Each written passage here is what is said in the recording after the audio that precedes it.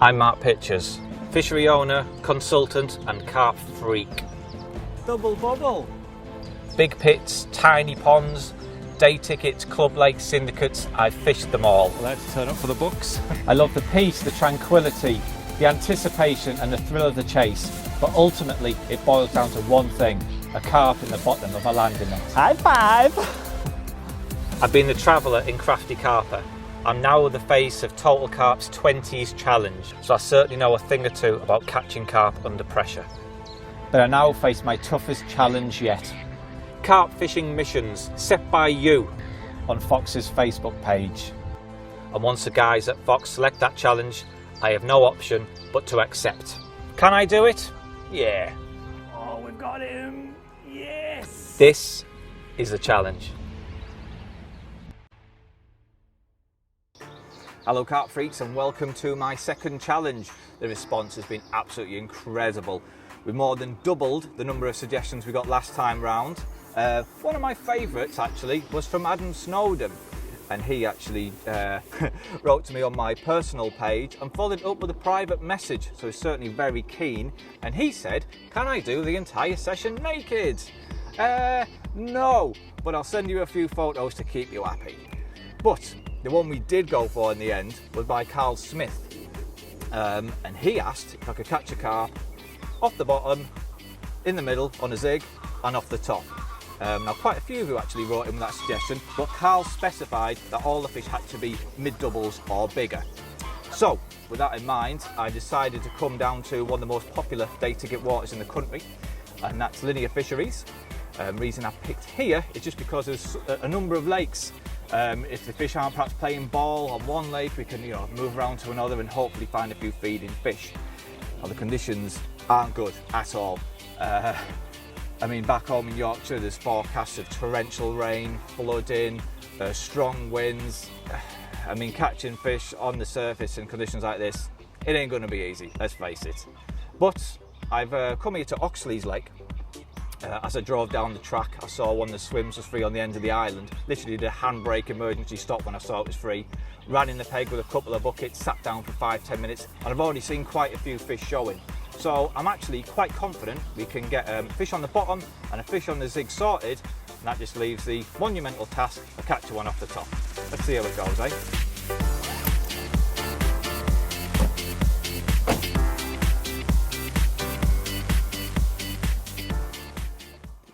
Well, there's quite a lot of fish in front of me, so I think what I'm going to do is try and get one on the zig. Now, ordinarily, I mean, we have actually got quite low air pressure. I mean, really, it's not crying out for fish in zigs, but obviously, we've got to pass this challenge. But there is quite a few fish showing, quite a few fish rolling. I think there is actually a good chance of nicking one. So what I'm going to do, I'm going to get the marker rod into play. I don't need to find any spot or anything like that in particular. All I'm wanting to do is just cast it to the area where the fish have been showing and just get an idea of the depth, so I can set the zig at whatever depth I feel they're going to be at, which I think is probably going to be, I don't know, top third of the water. So let's have a go and see what we got.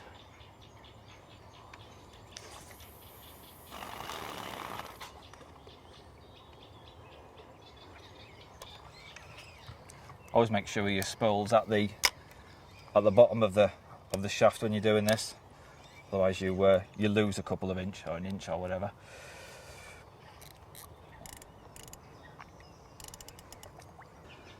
So the marker float and the link is a foot, so that's 2 foot, 3 foot, 4, 5, 6, 7, 8.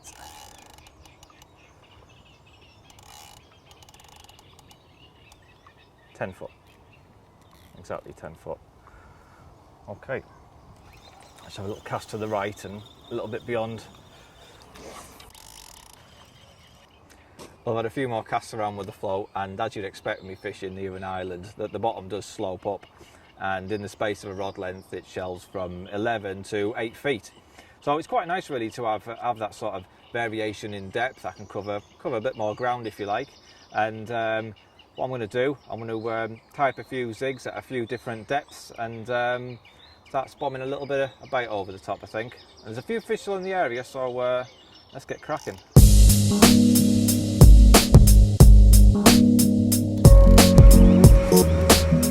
Well, I've got the rods clipped up to the float.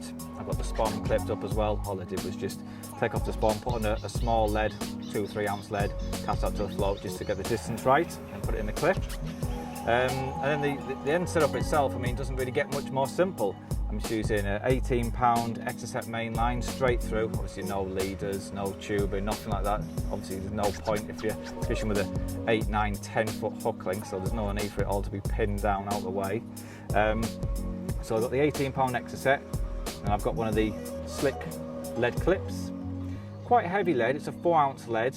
Because I'm fishing with a long hook link, it can be a little bit cumbersome when playing fish. So I want the lead to discharge on the take, and the heavy lead does offer more resistance, so it does drop off more easily than a lighter lead would. To come down here, I've got one of the extra long anti-tangle sleeves. Obviously we're fishing with a really long hook link, so extra length of the anti-tangle sleeve does make it better for reducing tangles. The hook link itself is a 12-pound Zig and floater. And as we come down, where is it? I'm sure you've all seen them before. There's the yellow Zigger liner. Quite a big hook, size 6 armour point SR hook. You may ask why I'm using an outturned eye with the intern of the Zigger liner. Well, I just find it creates the absolute perfect angle. It ensures you've got still a wide enough gape for the hook to catch hold, and you've still got much of an intern coming away from the liner there to maximise the hooking potential. So that's my favourite hook pattern anyway. And little yellow foam, and all I'm going to do before I cast out is just give it a dip in the beetling and black currant. When I'm fishing and I'm spodding over the top of zigs, I do like to flavour them. I just think it draws the carp's attention to the hook bait much quicker. There you go, that's all it needs. That's boosted to the max.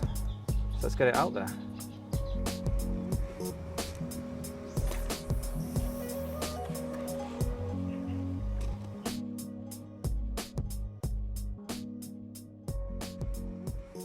Well, I've got 2 rods out there now. So what I'm going to do is spot a little bit of, I was going to say munger. I actually physically stopped myself from saying munger. I'll start again. Well, I've got 2 rods out there now on zigs. So what I'm going to do now is swam a little bit of mix over the top. And this is what I'm going to be using. It's Hinder's nut sludge. And I prepared this last night. Covered it in boiling water to allow all the particles to soak up the water. And to this I've added some sweet corn. The reason I put that in is I'm fishing with little yellow Zigger liners, so I want a few yellow large food items falling through the water. Now, I mean, it's a good mix as it is, but I like to make it a little bit better, give it a bit of pimpage. So I'm going to add some mainline Cloud 9 ground bait, and just as the name suggests, it really does make a really attractive cloud. Has a lovely fruity aroma as well. I'll mix that in.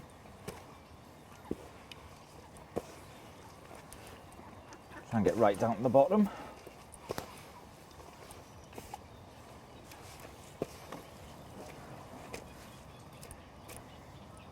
Nice and stodgy. And to make it even more milky, I add milk, funny enough. This is just the evaporated milk. Full tin of that going in.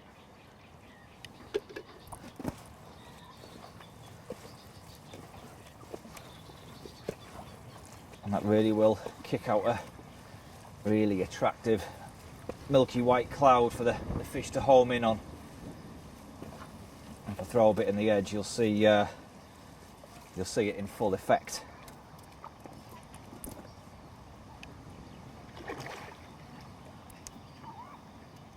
That's good to me. Right.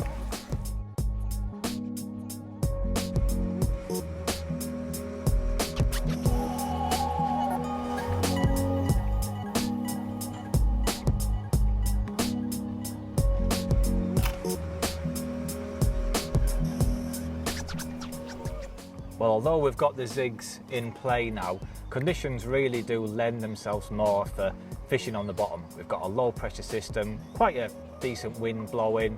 Obviously we had all the rain last night, it's forecast more rain today. And like I say, if I'm honest, I am expecting to get more action on the bottom. So what I'm going to do, I'm going to put one rod towards the island in the slightly shallower water. It's about sort of 7-8 feet. And this is the rig I'm going to use. I've got a leader, a 6-foot leader of the new trans khaki fluorocarbon material. This stuff, honestly, it sinks like a brick and it is virtually invisible in water. And I'm not just saying it, I am convinced it's put a few extra fish my way since I've started using it in the past few months. I'm using again one of the small slick lead clips, and again a 4-ounce lead. I like to just use heavy leads. I think it aids the hooking and also the extra resistance. It does ensure the lead generally drops off on the take. And there's a few snags around there on the tree, on the branches. They are going underneath the water, so I do want to lose the lead if I have to pull a fish through the branches. I have a small trans khaki anti-tangle sleeve, and then I have a 6-inch hook link, which is 15-pound Camotex soft, going down to a size 4 armor point SSBP hook, short shank beak point hook. I've got a little bit of silicone there over the eye and also down the shank to secure the hair in place and create a bit of a blowback effect. And the hook bait, it's one of the cornball systems that they're called. They come with like a little stack of 3 grains of artificial corn, and I've just trimmed it down, so I've just got 2 grains of corn there, and they are absolutely critically balanced. They sit lovely. In fact, it's just really the weight of the hook that holds them down. They kind of sit like that, wafting around all enticingly, and I'm hoping it's going to do the job. Well, I'm about to commit what I see as the ultimate carpy crime. 2 different bobbins on the same setup. But it's for good reason. Although my OCD is screaming at me. What we've got here, we've got the Springer arms that I'm fishing with the zigs. Now it's important to fish a really tight line, because we're fishing with such a long hook link. It gives the fish a lot of room to play, a big arc in which to move. By fishing a really tight line, as soon as the fish tightens that hook link and dislodges that lead, an indication will be transmitted back immediately. Now the other rod I'm fishing on the bottom, that's just fished in sort of 6-7 foot of water close to the island. There's no need to have springbow tight lines going up there, so I'm just going to fish it on a semi-slack line, which will provide sufficient indication in this situation.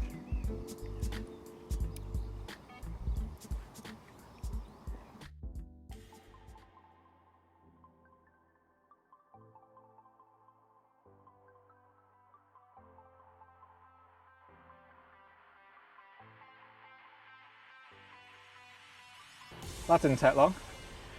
It's been 5 minutes, perhaps, since I spotted out some bait over the bottom rod. Where are you going? I'm away. I think I need to do a bit of a manoeuvre.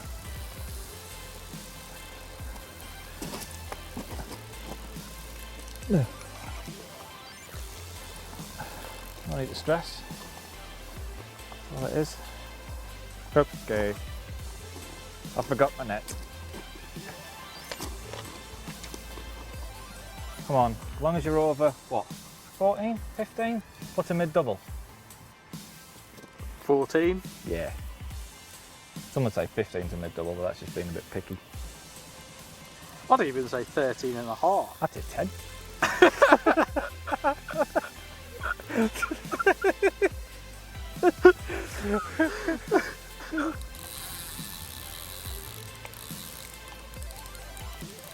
Okay, well, I just had a proper look at the fish for the first time. I got a bit of a glimpse of it when it was about 30 yards out into the lake, and I could see that it was a common.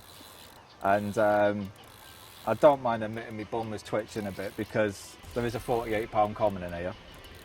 But it ain't that one. It's just a very angry mid-double. But he'll do, if we can get him in.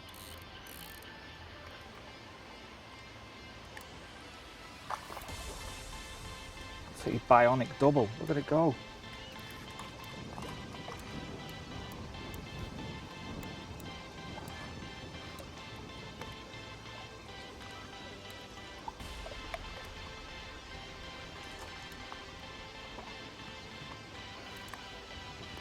Right, come on, stop it now. There he is.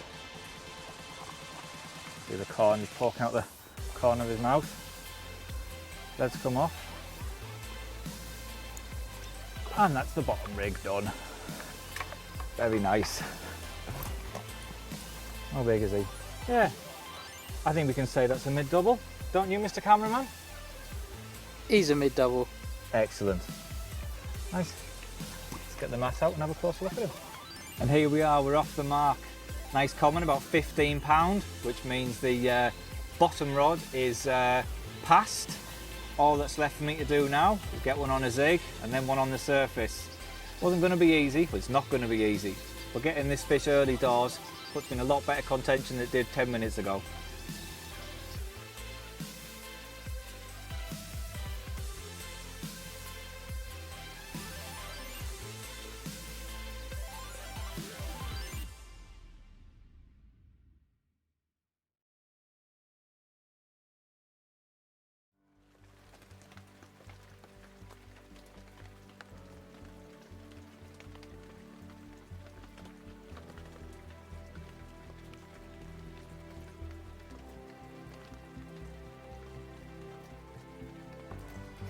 Well, it's about 6 o'clock now, and after that fish we had earlier, I've really not seen a great deal in the area at all. A lot of the fish I have seen seem to have pushed down to my left on the end of the wind. I think any fish that were here have now moved through and they're all sat down the corner to my left. Really not getting any vibes at all, if I'm honest. I'm just not feeling it, and my gut is telling me just to move. But, I mean, this lake is absolutely Sergio. It's rammed out and there is no other options here. So, I think all that I can do is move lakes. I've had a quick little tour around some of the other lakes on the complex. Had a drive over to B1, and there's quite a lot of fish showing there. I can't, once again, I mean, this is half-term week, so it's a busy time, and again, where the fish are showing, all the swims are taken. But there's swims close-ish by. A few fish are getting caught. It does seem to be fishing better than here on Oxley's. So I'm going to bundle the kit in the van as quick as I can, dash around there, and hopefully we'll get one on a zig before dusk.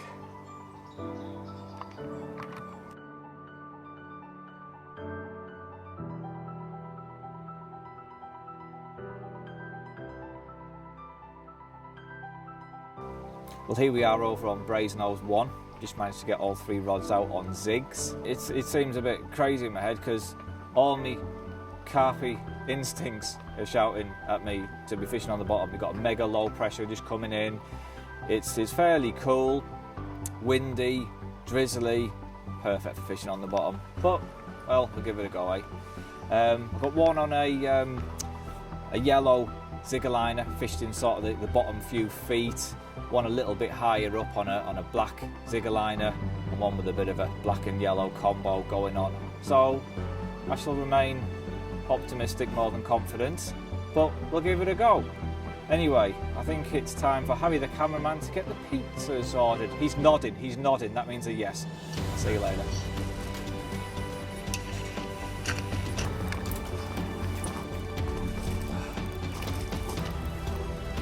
That didn't take long, did it?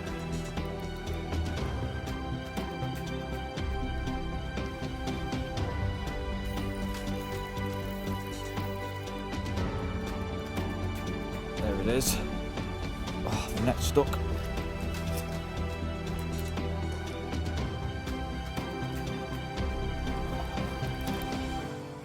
Come on. Yes! Oh. Oh, relief, you wouldn't believe it.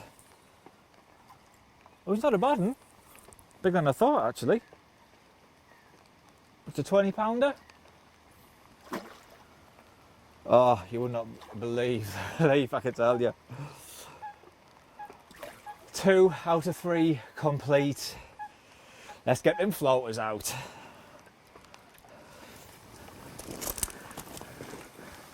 There it is. Little yellow zigger liner that did the job.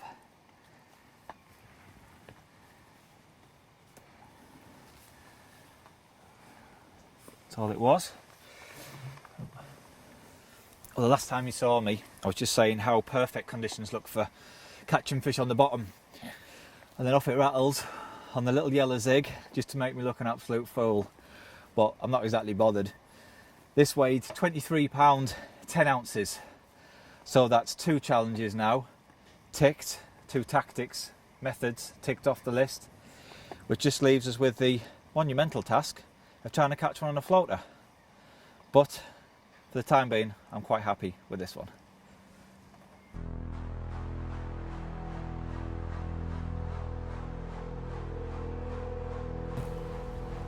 I've hooked a fish at about 80-yard range, and from the second I picked up the rod it just kited to the right, and I'm now kind of I'm almost in the next swim down really. I'm just trying to persuade it to go back into open water.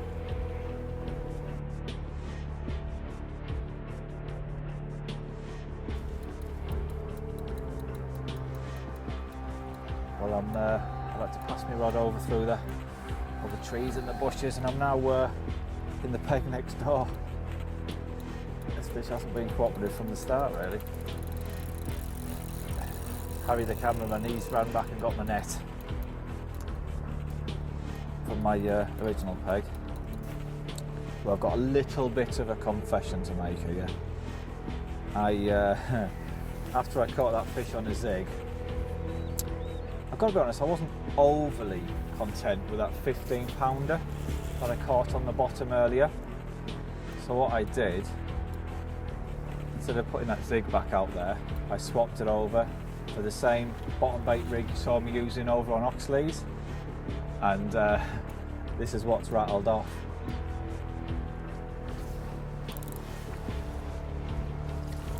Here he comes. It's a pretty scaly fish.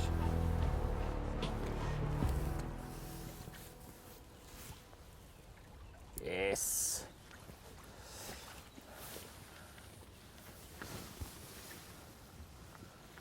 Oh, he's nice. Have a look at him. Oh, might be a bit bigger than I thought actually. Have a look at that. Proper pretty scaly fish. Have a look at that one then. That really is a very nice looking fish. It's definitely the best looking fish of the session so far. And as I hold him, I'm beginning to wonder if it might be a bit bigger than I thought. But then I haven't had anything to eat all day, so maybe I'm just a bit malnourished and a bit weak. But I want to give him a quick weigh.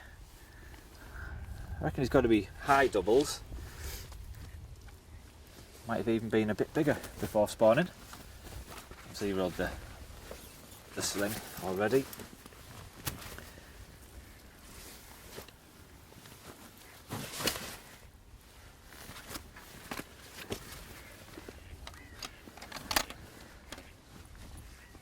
Right, what have we got?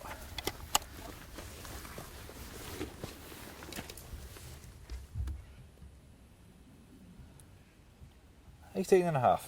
I'll do. Not quite a 20, but doesn't matter, does it? It's an improvement on the last fish we caught on the bottom. I think what I'm going to do tonight, I might just persevere with the bottom baits and see if I can catch one a little bit bigger.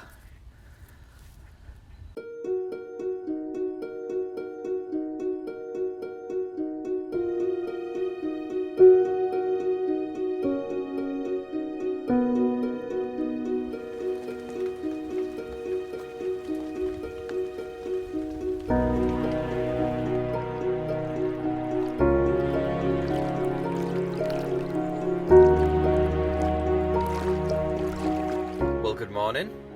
It's been quite an eventful night. I had 3 bites. Absolutely chucked it down last night. I got soaked every time.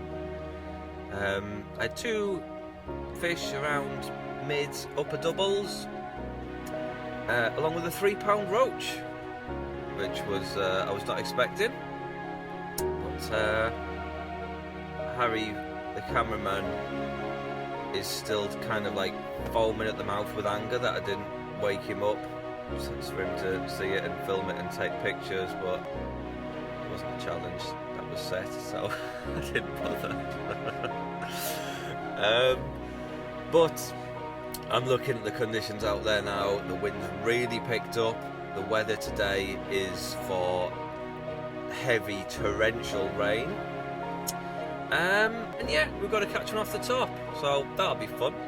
In fact, I would probably go as far as saying, if I do catch one off the top today, I'll give Adam Snowden his wish and do the rest of this film naked. So don't worry, I think we're all safe there. But I think what I'm going to do now is kind of sod the challenge off, really, and set myself my own mini challenge of getting a 20 pounder off the bottom.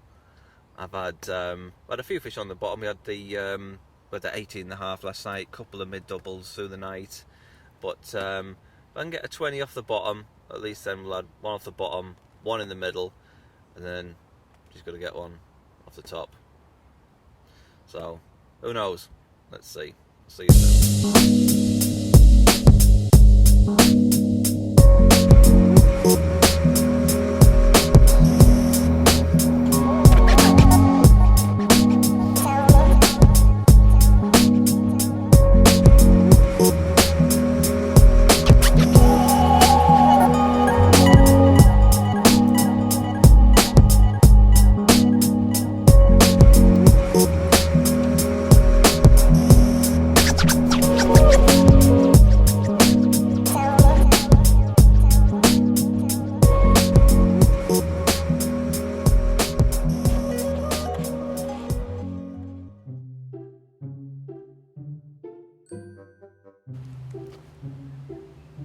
There's a duck just stood in the middle of the woods for no reason whatsoever.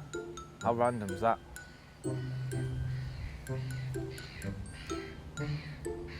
There's no point. All descended from dinosaurs, that's what it is. It's going back to its predatory instincts. Looking for food, looking for prey. Back from when it used to be a velociraptor a few years ago. His eyes on something. Probably a vole or something.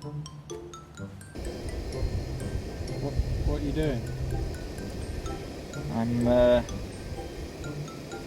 taking photos of my kettle with the rods in the background. Right. Why? Carp, innit? Is it? Yeah. That's in this day and age, it's the height of carpiness. There you go. This is the image. Very carpy. More steam, more carpy. There we go. It's like drinking tea. The more tea you drink, the carpier you are. You've got to literally drink tea till your bladder explodes. That means you're really carpy. What else is carpy? Sleeping under the stars during a quick overnighter, even if it's raining or frosty, that's carpy. Rolling your hook baits on the bank and boiling them in a pan on the bank, that's carpy. Spray painting stuff, ruining it effectively, but also carpy. What else is carpy? Chunky knits, they're carpy. In the height of summer, you lose your body weight in sweat a day, but damn, you're carpy.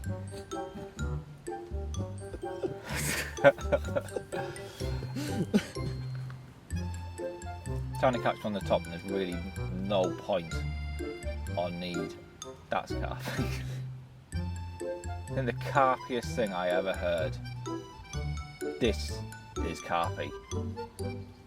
Feeding the ducks your boilies, so when the poo into the lake, the carp eat the poo and get a taste for the boilies. That's just so carpy. Someone said that? Yeah. Yeah. Really? Yeah, they need locking up.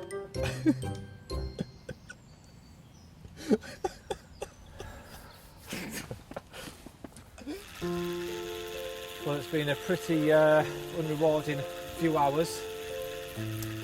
And nothing else on the bottom. And the weather conditions have been pretty much exactly as predicted. Although there's been a bit of a break in the weather.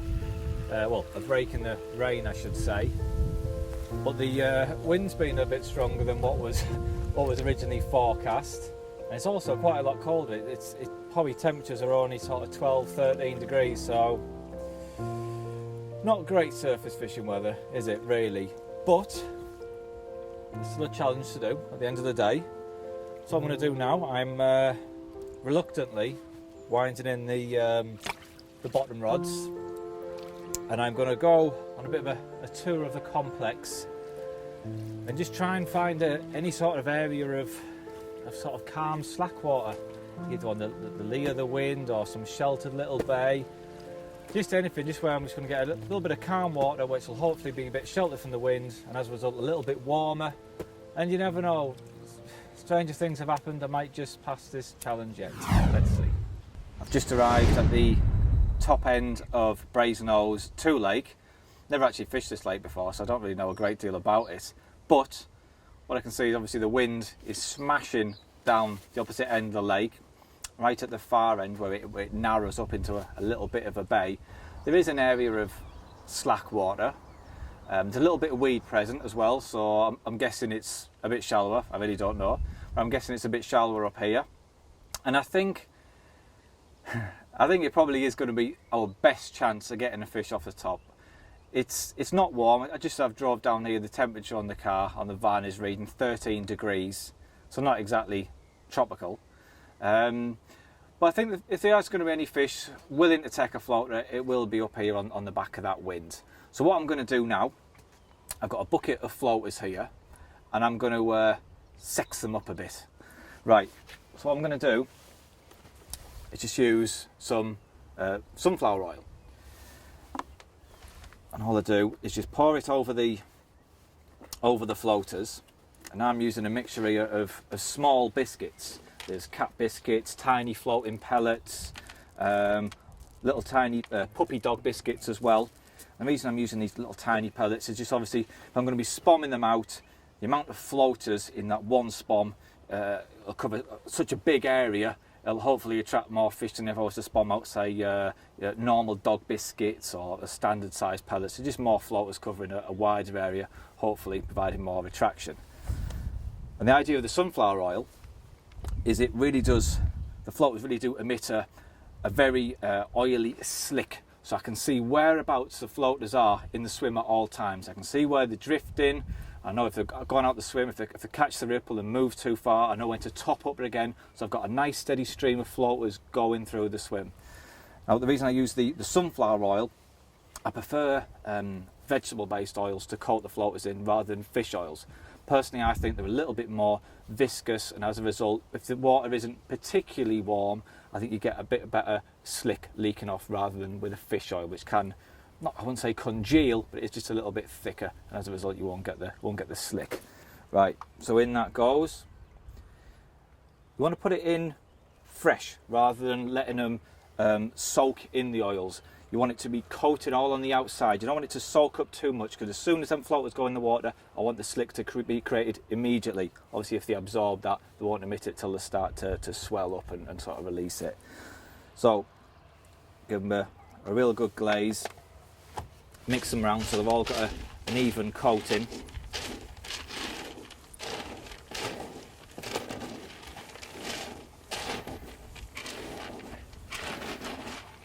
Get right to the bottom of the bucket, and as you can see there, what carp could resist that, eh? That's good to me. So let's get to work and give it a go.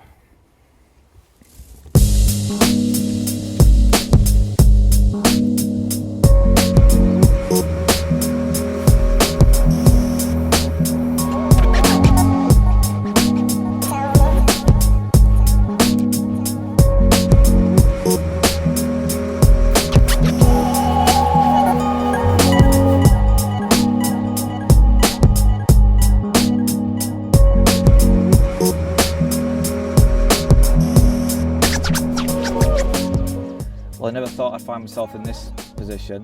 Miraculously, there was actually a few fish prepared to have a bit of a feed on the surface, but not really enough for me to start thinking about breaking open the champagne just yet. Every spot of mixers that I put out there, they're only taking 1, 2, maybe 3 biscuits, and then that's it. You won't see another fish for another maybe 5 minutes.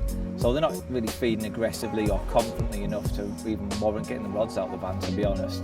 But it is looking promising. I never thought we'd even be able to get a fish feeding on the surface.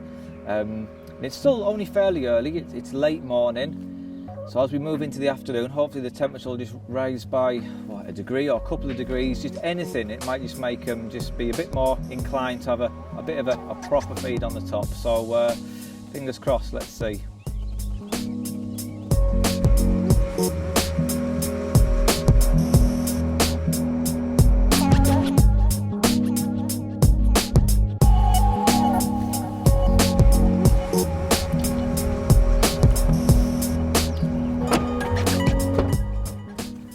Well, Carl Smith, I hope you're pleased with yourself.